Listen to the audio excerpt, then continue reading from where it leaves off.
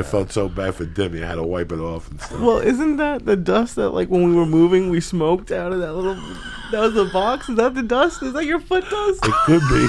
Oh, God. What the hell is happening over at your house? I put everything. Listen to what happened. There's a box next to my chair, and I got my toenail clipper in there. You got the fucking fungi nail to get under the nail with the fucking thing and scrape it out. What I did last night was you cut your fungi nail before you go to sleep, and you make sure the point is hanging up, and in the middle of the night you kick your wife with that little fucking stick. Where you arm yourself? Like you just cut your toe a little bit? Oh, wow. This poor guy, he's done. Lee is done. I'm not done. Yes, you're done. You're done. Look at you. No, you're not that bad. You're not falling asleep. No, I'm good. Oh, my God. Do you have a fungi toenail?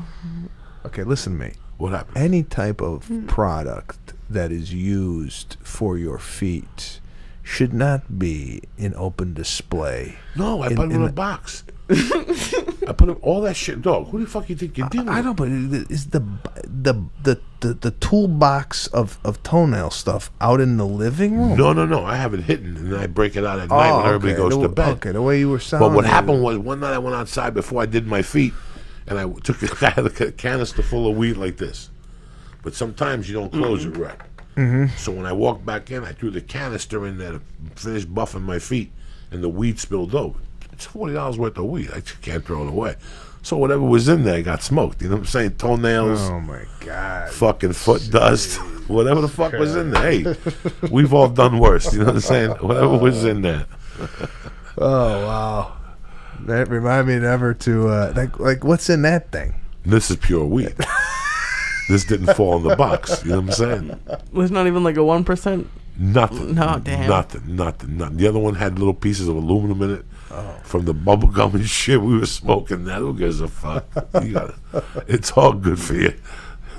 It's all good for you, dog. I guess so. Oh my God. So what was Joey when? Because I don't think we've ever talked about this. When you first met Joey, what was your first impression of him? This guy was great. I mean, it was at the Comedy Store we met. It was in the parking lot near that thing that goes up to the belly room. I think I remember this very specifically. Now, who did you hang out with then?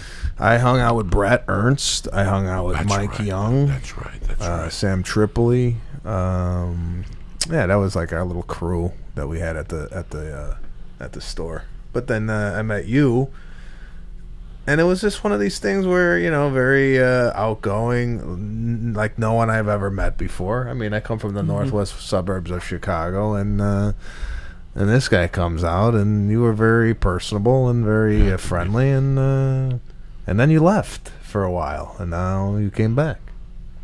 That's it. Every once in a while, you gotta fucking open the door and take a hike, and then you fucking decide when you come back. That's it. No, I always, I always checked up on you, and Ari would always give me fucking Sebastian reports.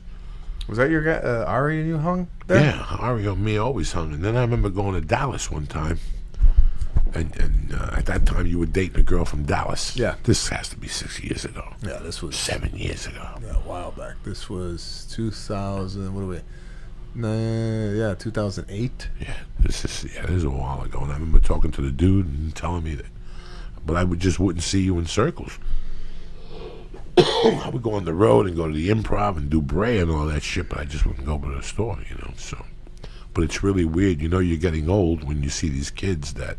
We're kids now, fucking making it happen. They're running shit. Yeah, it's crazy. And you see the evolution, you see the fill-in, you see all these different things. I mean, can you believe Paulie's still traveling? It's crazy. Isn't it fucking weird? Like, I grew up on Paulie. Both of us did, right? Yeah. When we were in high school, Paulie was blowing up. He was huge. He was fucking huge. He was huge. Paulie Shaw was fucking huge when I was growing up. Movies, Encino Man. MTV. I loved Encino Man. And he's still around. He's still fucking touring every week or every other week or something. It's amazing, the longevity. I mean, just to have that career and just be able to do it. I'm constantly thinking myself the fear of people not coming back to the show. I don't know if you ever get that in your head if you do a stand-up show and every night you hope those people come back the next time you're there. It's very, it's a lot of pressure to go out there and give a killer performance and just go. I hope they come back. Because you never know in this business. I mean, if it's very unstable. You work how many weeks? The last 10 years, you work how many weeks a month? You were going out there a lot for a while. Yeah, I was. It's 2005 to 2013 that's all I did. Was just Are you serious? Go to pretty much every weekend. I told my agent, whatever comes in, wherever I'll go. Went to the Middle East, wherever I gotta go to, not only make money, just to get better. I didn't really pay attention to TV, to film. I just wanted to get better doing stand-up comedy, and that went on for about 7 years. I never was a featured road guy. Never opened up for anybody. I worked at the Four Seasons for 7 years, and I worked locally at the Improv or the Comedy Store, Laugh Factory, and then developed kind of on the road, doing my thing. So it was very interesting. Huh? It's been an interesting fucking journey. Very. Now, before we even get any further, thank you. The situations come in town when people go to, hey man, I did this, but I'll get you on the next one. Do you ever get that? Like people go, I'll get you on the next one or whatever. I gotta thank you for calling me in to audition for your pilot. Oh, absolutely. Because in my world, when somebody thinks of you, that's a fucking unbelievable. Like when people think of me, I go, holy shit. Because you don't know how somebody's gonna react.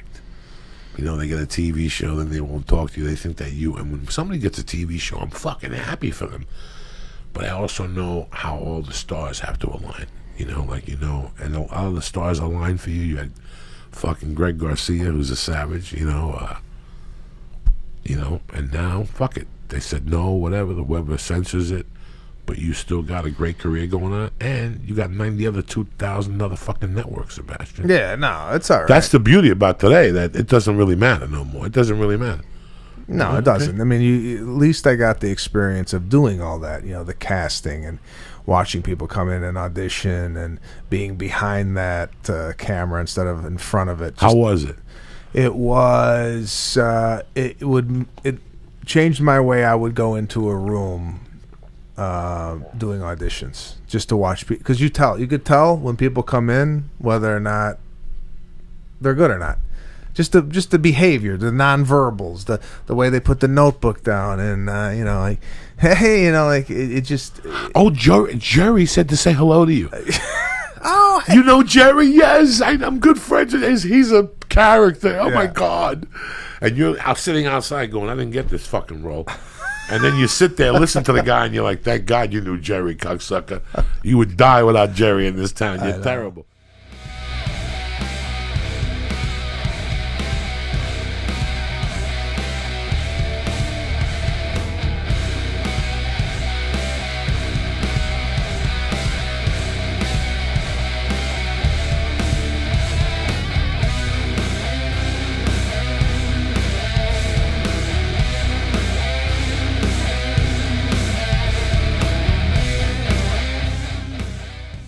Tremendous.